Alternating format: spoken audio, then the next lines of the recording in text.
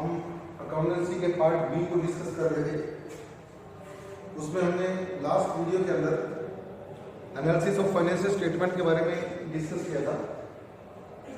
उस वीडियो में कुछ पार्ट इसका अभी बाकी था, जिसमें हमने सिग्निफिकेंस और इम्पोर्टेंस ऑफ फाइनेंशियल स्टेटमेंट उसके बारे में हमने इस वीडियो के अंदर डिस्कस करना है।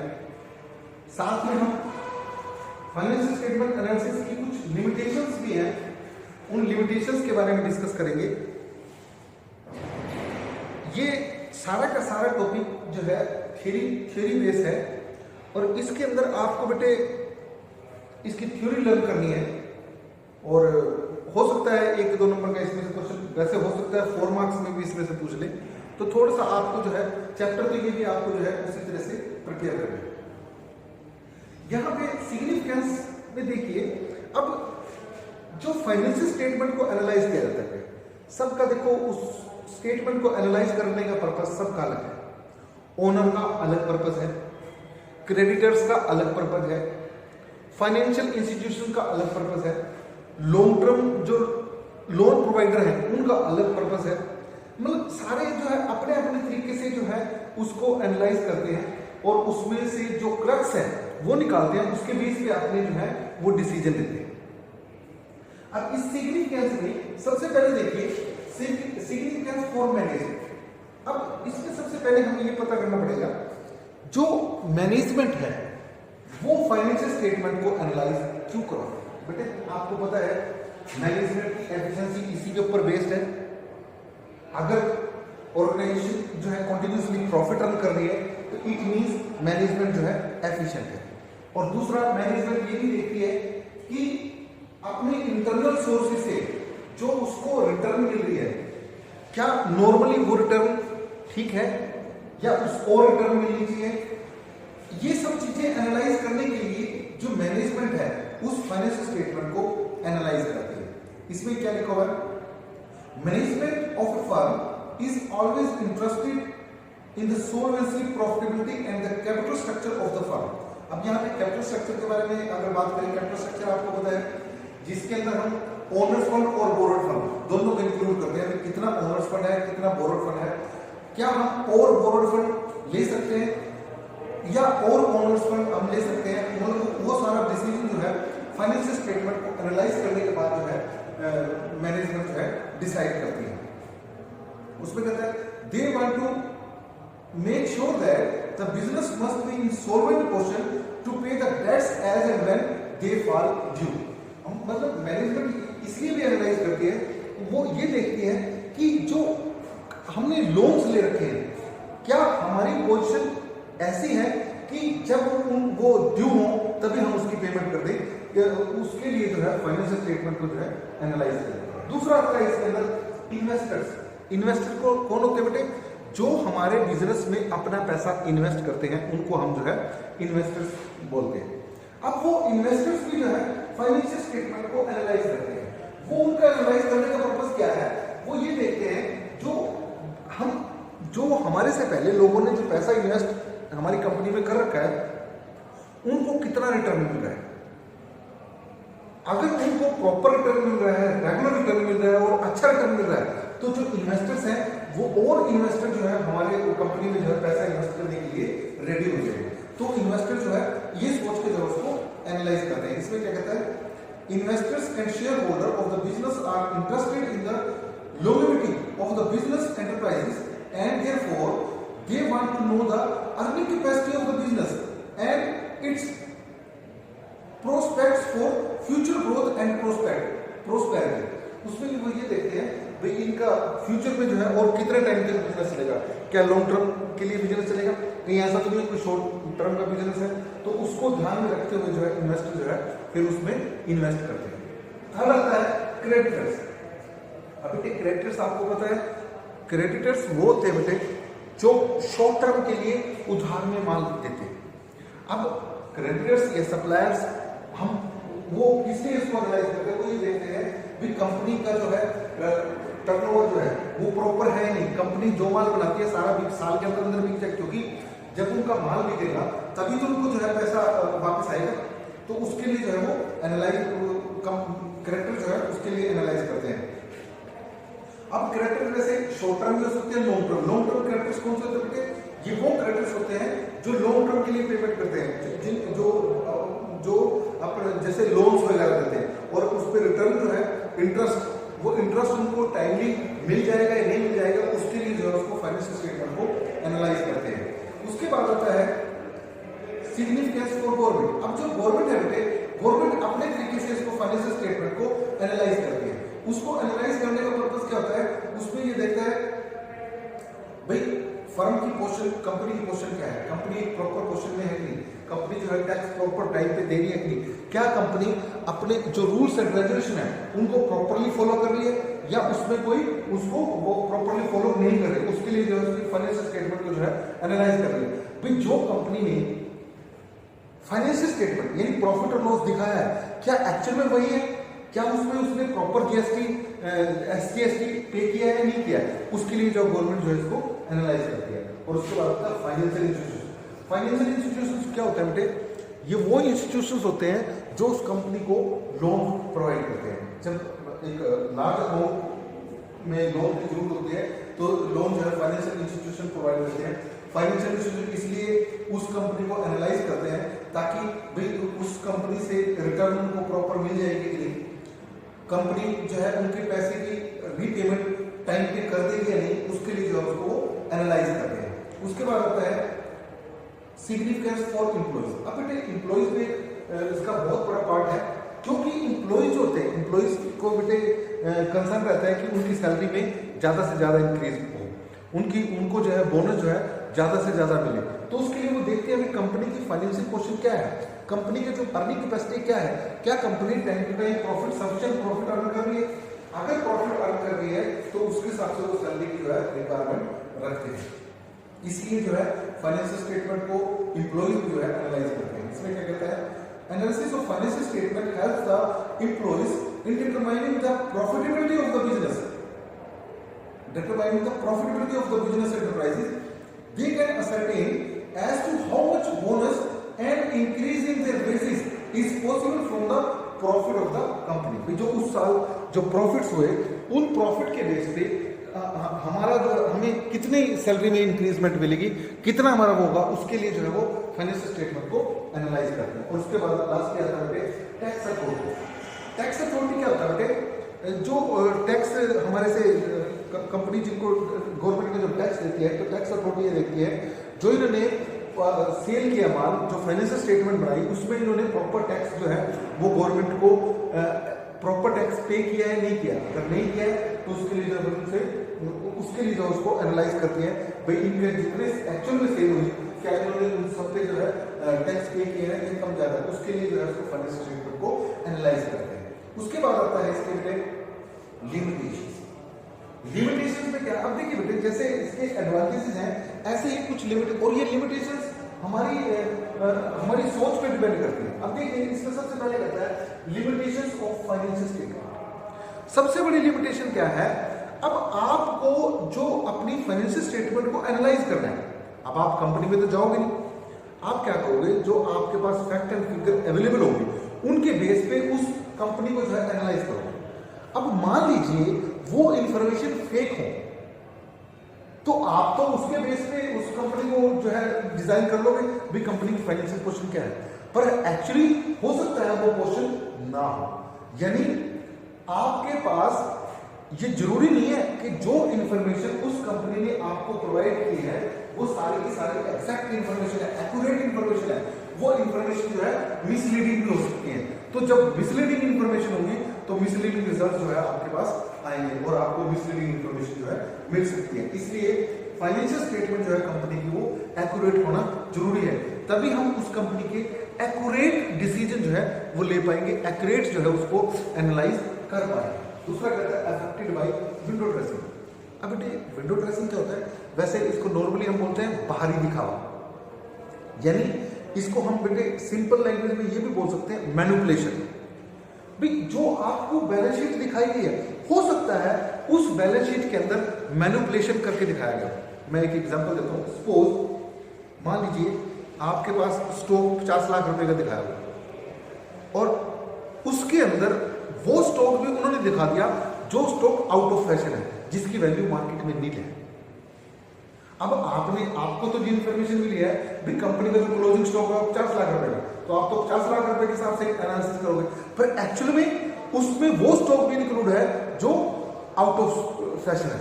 तो ऐसी सिचुएशन में आप जब वो विंडो ड्रेसिंग करके दिखाता है, जब मैनिपुलेशन करके दिखाता है, तो उस केस में भी आपके पास जो है मिसलीडिंग रिजल्ट आते हैं। तो उस रिजल्ट से भी आपको जो है थोड़ा बचना चाहिए। यानी जब तक आपके पास एक्यूरेट इंफॉर्मेशन नहीं होगी, एक्चुअल इंफॉर्मेशन नहीं होगी, तब तक आप जो है सही डिसीजन नहीं ले पाओगे। उसके बाद आता है चेंज इन प्राइस लेवल।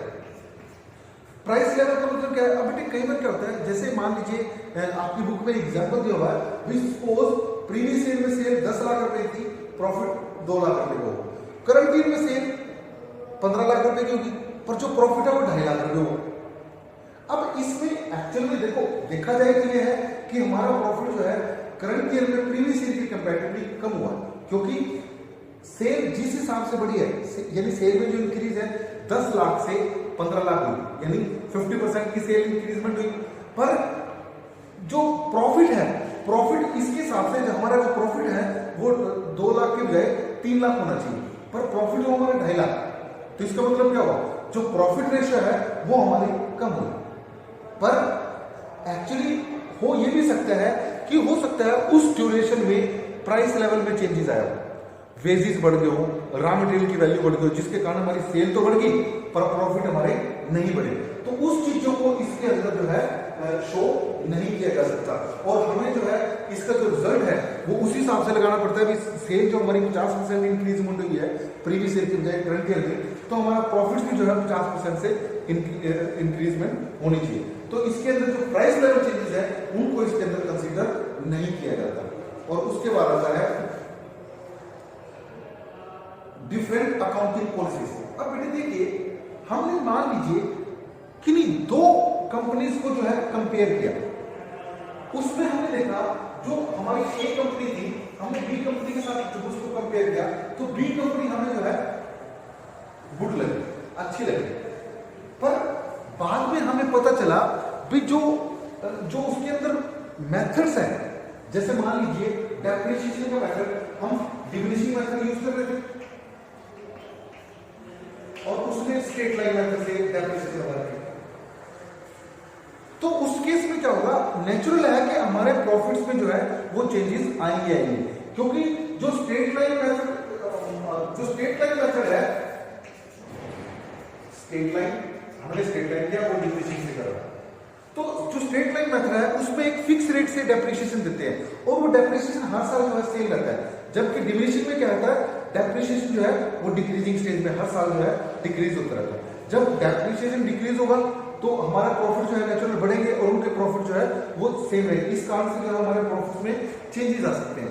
यानी अगर दो फर्म्स को कंपेयर कर रहे हैं और उन फर्म्स की अकाउंटिंग पॉलिसीज अलग अलग है, तो उस केस में हम उनसे एग्जैक्ट रिजल्ट जो है वो कलेक्ट नहीं कर सकते, उनको प्रॉपरली कंपेयर नहीं कर सकते। और उसके बाद होता है डिफिकल्टी इन फोरकास्टिंग।